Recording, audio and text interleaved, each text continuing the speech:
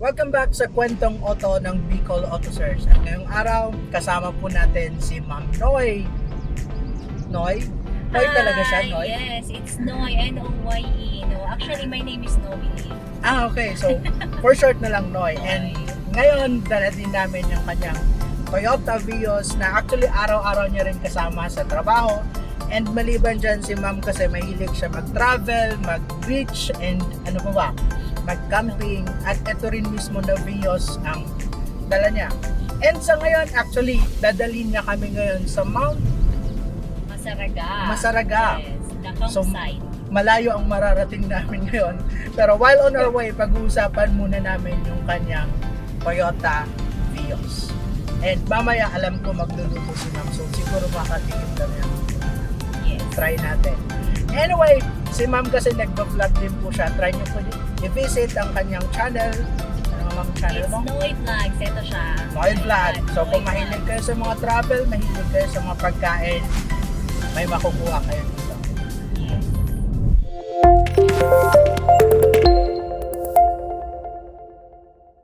Hi, it's me, Noy. I'm a banker and a vlogger. And ang una kong sasakyan ay Toyota Corolla. Tapos nag-switch ako sa Revo, which is a bigger one. And then now my third car is Toyota Vios. So ginagamit ko ang aking Toyota Vios sa aking pag-uupisina. At syempre ngayong pandemic, gamit na gamit siya during weekend getaways, during our camping and then beach tours. Ako si Noy at ito ang kwentong auto ko.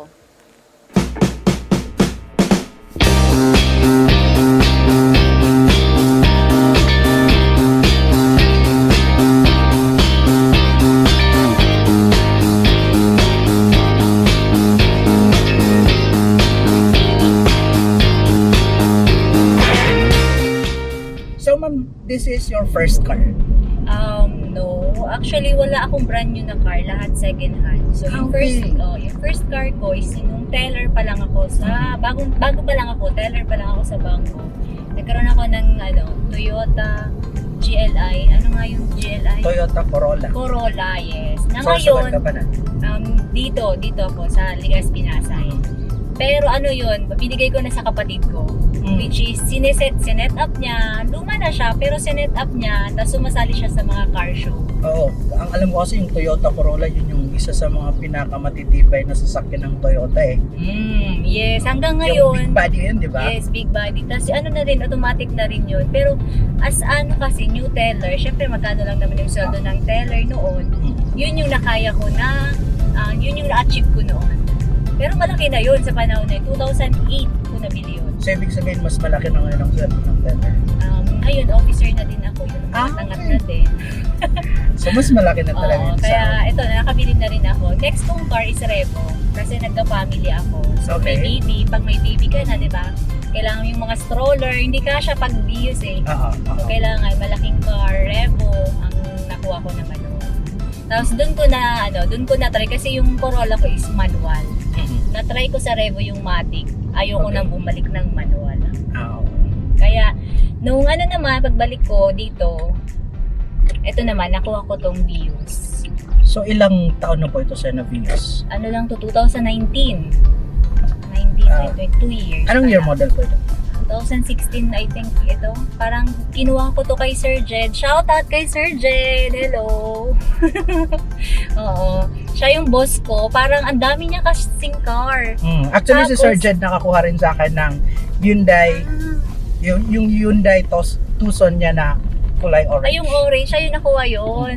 At so talaga nagbebenta ka po ng mga Yes. second hand na car. Siguro kung ito napunta sa inyo ko din ito Posible. nabili. So ang nangyari noon, kasi yung Revo, pag nagbabiyaya ako ng Sorsogon, dahil doon ako nag-work dati, grabe ang gas. Malakas talaga. Revo talaga. Lalo automatic. Revo talaga. Revo. 1.8 yun eh. Oo. One Revo. Revo talaga siya. Balikan. So, ang nangyari noon, pinahiram sa akin doon ni Sir Jed na kotse. Kasi wala daw siyang parking dun sa barangay nila dahil nirereklamo na siya. Gamitin mo nga ma'am no yung Vios ko na bago pa lang to eh. Hindi niya pa parang naka-finance pa to sa bank. Sabi ko sige gamitin ko. Pagkagamit ko, Ay, ang gaan. Oo. Iba din pala talaga kapag brand new, no? Oo. Kasi parang ano to, hindi, brand new siya na hindi naman niya ginagamit talaga. So ilan ang mileage nung nakuha mo Parang ito? nasa 30 plus, 30,000. Ano ba yun? Wala akong alam sa kotse. So almost new talaga. Oo. Kung nasa 30,000 mga mileage.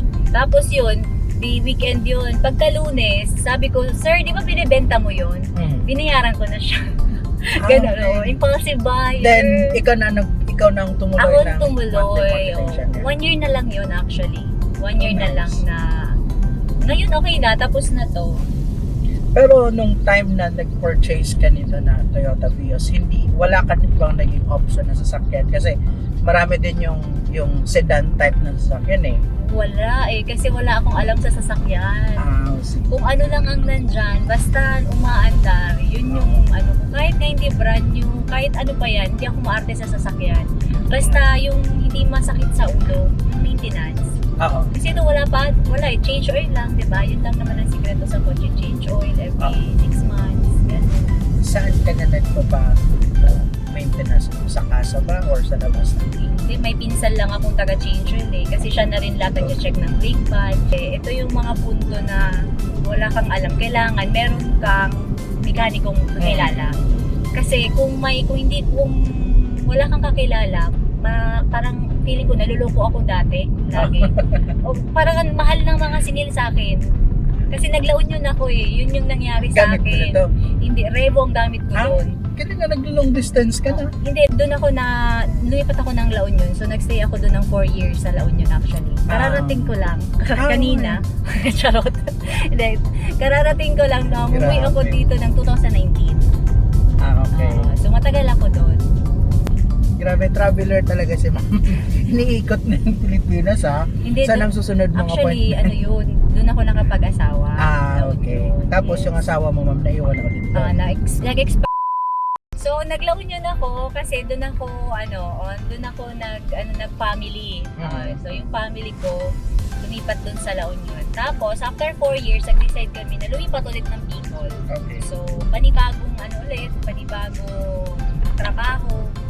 Yun. Ganun ang nangyari. So, 2019, nandito na ako sa Bicol.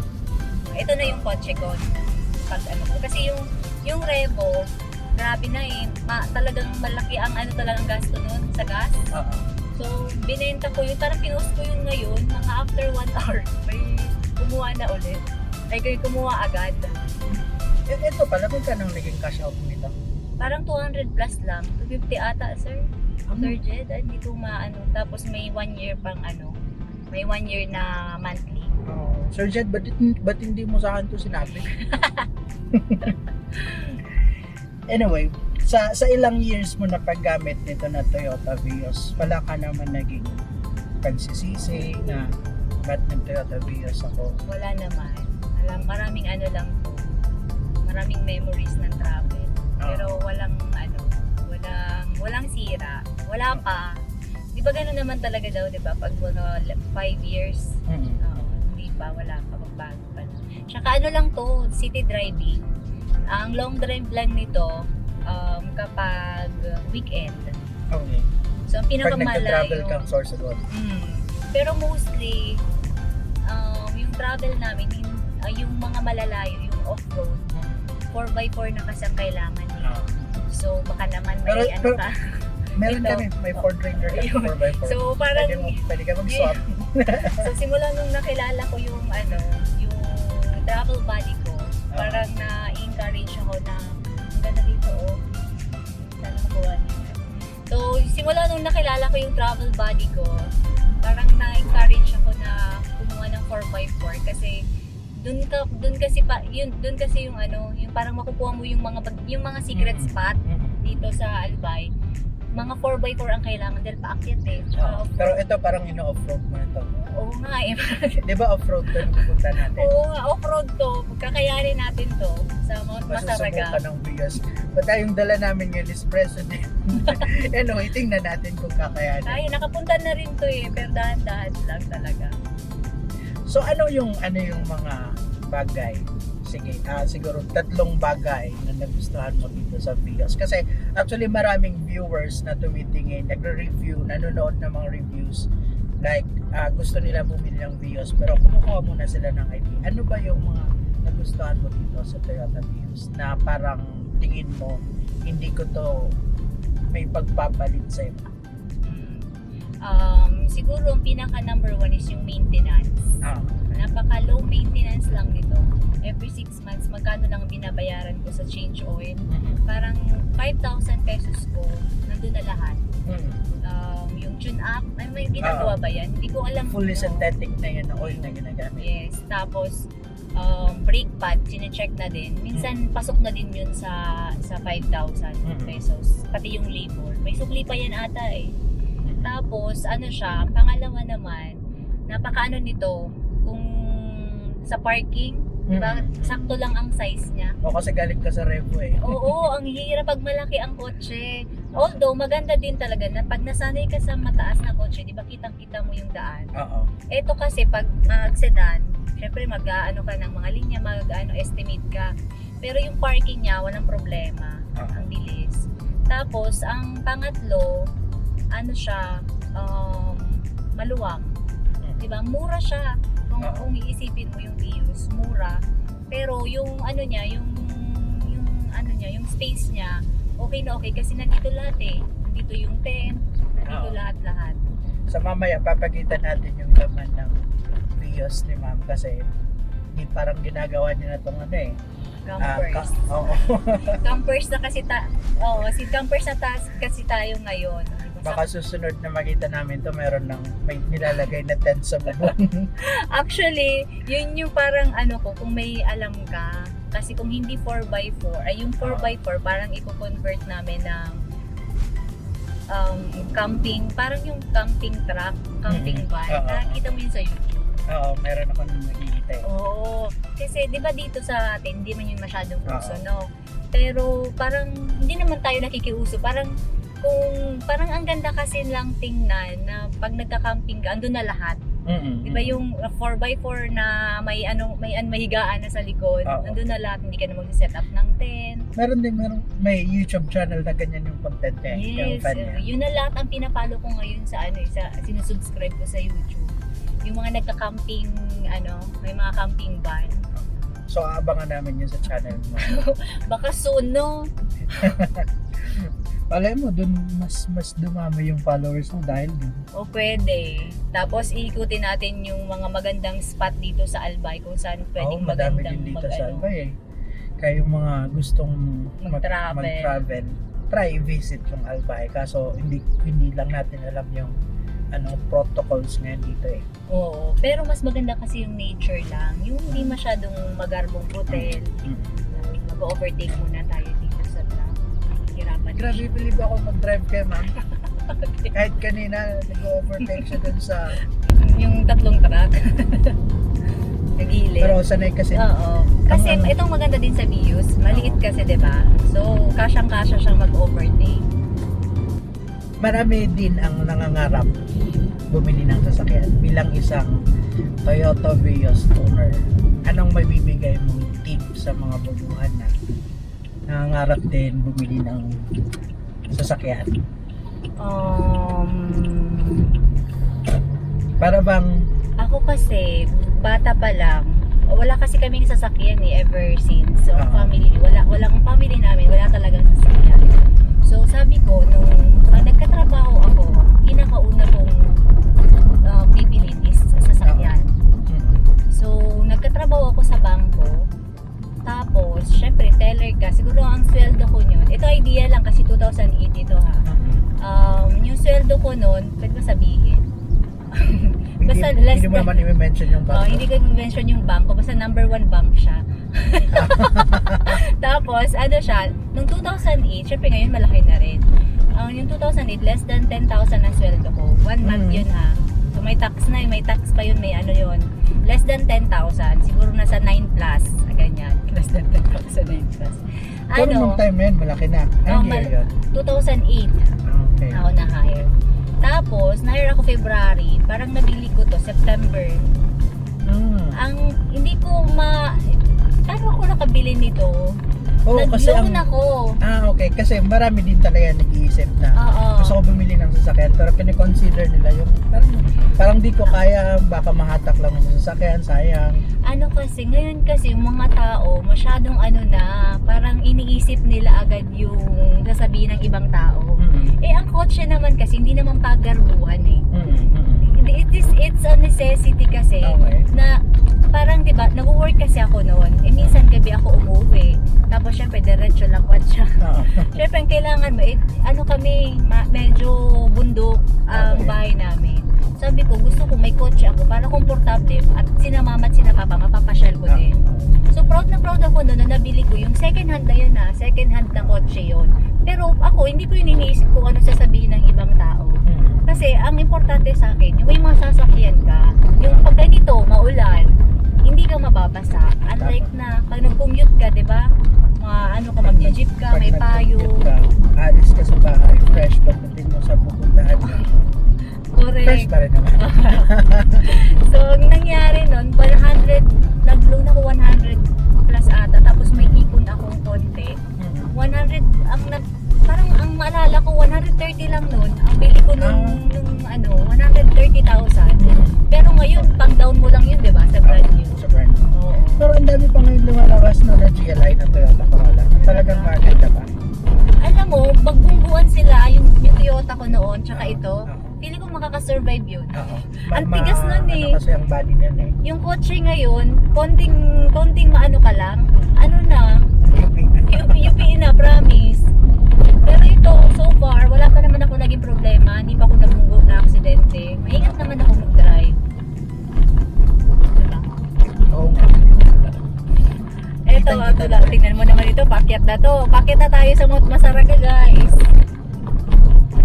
So, dito mo rin matatagpuan yung Happy Hill. Nandun na daanan na natin.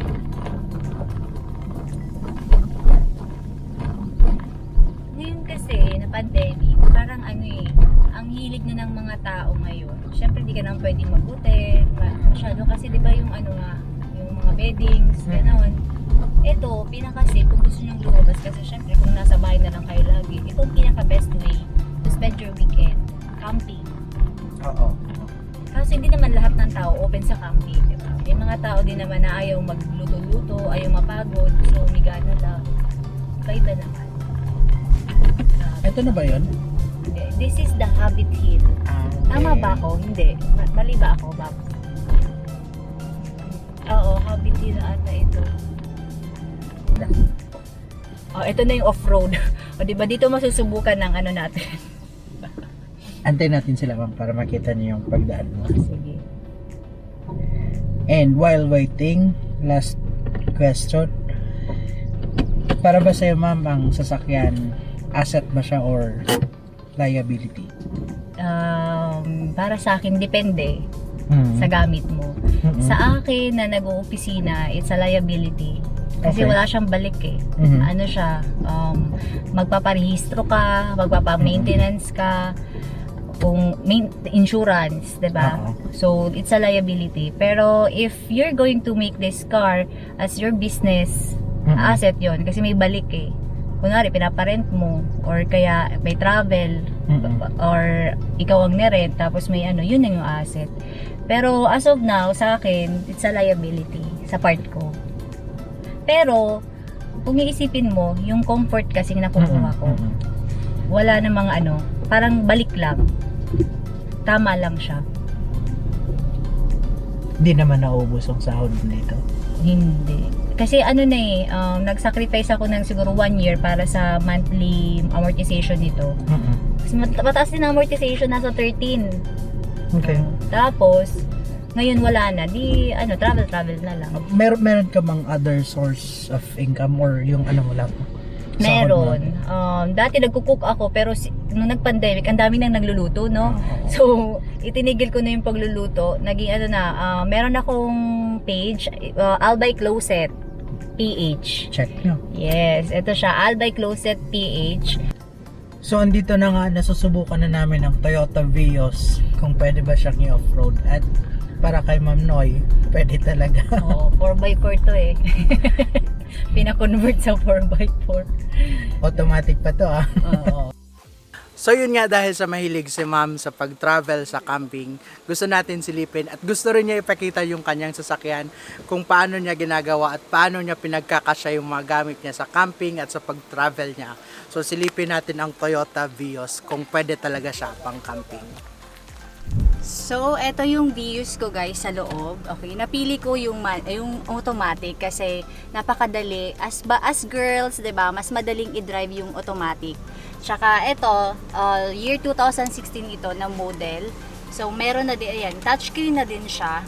Ayan. Tapos madali siyang i-navigate. Okay? Tapos, ayan, ang laman ng car ko, wala. Yung ganun din, yung mga natural din na laman ng kotse. May tsinelas, tapos ito. So ito, may laundry, ayan, yung laundry uniform, mga towel, ayan. So gamit na gamit talaga siya, guys. Ayan. Tapos syempre may payong, tsaka may ano. So dito naman tayo sa likod. Since mahilig ako mag-weekend getaway, mahilig kaming mag-camping, mag-beach tours, at pumunta sa mga iba-ibang lugar. Yung kotse ko, ito na rin yung parang bahay, 'di ba? Parang lahat na nandito para pag may bigla ang plano, hingal-ngal ako dito. Sige lang. Nandito na lahat sa kotse ko kasi pag may bigla ang plano, yung mga barkada, madaling sumunod sa kanila. So ayan, tara, papakita ko sa inyo kung anong loob ng trunk ko. Ayan. Magulo. Ganoon naman talaga. So, I do yoga. So, meron siyang yoga mat.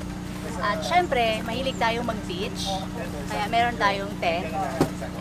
At syempre, ito, naka-ready yung ating campers na mga gamit. So, nandito na lahat-lahat yung lutuan.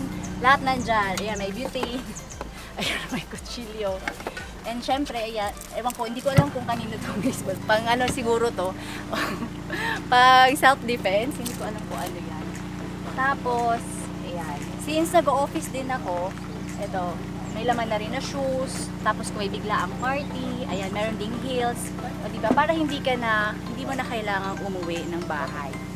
So, yan siya. Kung magja-jogging ka din, naka-ready na siya. So, ito, pwede din kayong bumili ng ganito. Lalagyan ng shoes para organize yung shoes niyo sa trunk. So, yun lang. Napakasimple lang ng laman ng cart. Nothing special. And ngayon, nandito kami sa Mount Masaraga with Ma'am Noy. Yes. So, first time ko dito, pero si Ma'am nakailang balik na. Pero sinadya niyang pumunta dito para isama kami. So, iiwan muna namin yung sasakyan. Tapos na muna ang kwento ko. To makikikain muna tayo sa kanila. Ma'am, anong lulutuin mo?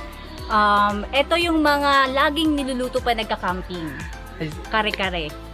Matitikman natin yung lutong kare-kare.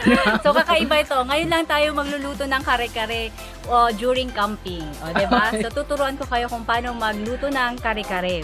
Okay? Sa camping. So tara! Okay na pa!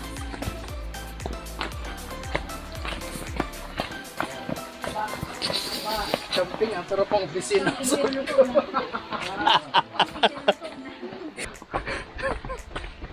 Grabe. Kulang na talaga sa exercise. Kapoy. Grabe. Camping to pero ang suot ko nakapang opisina pa ko. Mo na yun eh. Campsite. Summer! Kuni, vlog ako ni Otto, sir. Si Sir Joel. Okay. Hindi. Pandemic, baka. Paano lang? Ano niya, nag-vlog. The first time yung taga-Sorsogon, Bicol Auto Search. Mga second hand na kotse, ganyan, about car. Pig-vlog din sa sports car ko, hindi yun. Ito ko muna kita. Wala iba. Pwede magigda.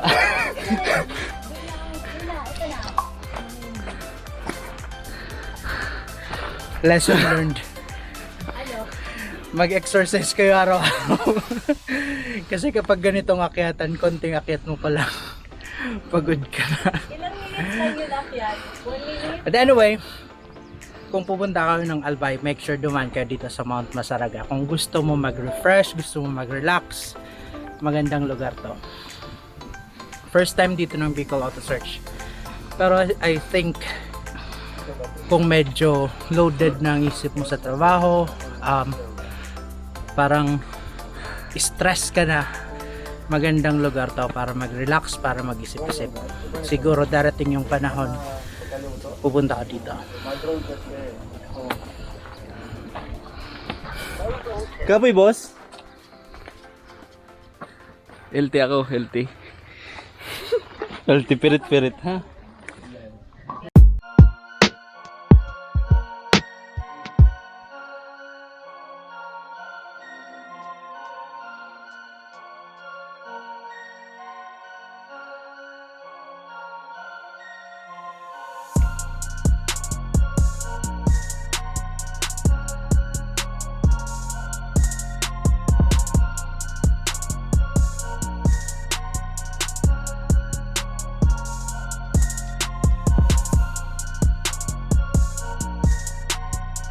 Sa mga gusto pong maranasan ang mag-overnight camping sa campsite at na maramdaman nyo ang lamig ng bundok ng Mount Masaraga, tara na, pasyal po kayo dito para mag-camping.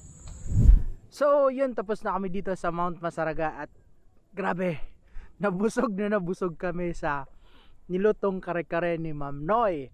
Sobrang sarap, as in nasatisfied kami sa lugar, nasatisfied kami sa pagkain, at syempre nasatisfied kami sa Red Horse. But anyway, kung first time mo po dito sa aming channel, don't forget to subscribe and click the bell button para updated ka sa lahat na videos na ina-upload namin. Lalong-lalo na kung mahilig ka sa mga sasakyan or you are planning to buy a second-hand car. So dito sa aming channel, marami po kayo makikita mga sasakyan na mga binibenta na magaganda yung quality at affordable. Meron po ito from first owner at meron din po galing sa Bicol Auto Search. At maliban doon, kung nagpaplano ka naman ibenta ang sasakyan mo or meron kang sasakyan na binibenta or gusto mong ipagpa-assume, pwede mo kami tawagan at mag-visit ka lang sa aming Facebook page para makausap ka ng staff namin at matulungan ka maibenta yung sasakyan mo. Thank you very much. Have a nice day and God bless us all. Tapos na.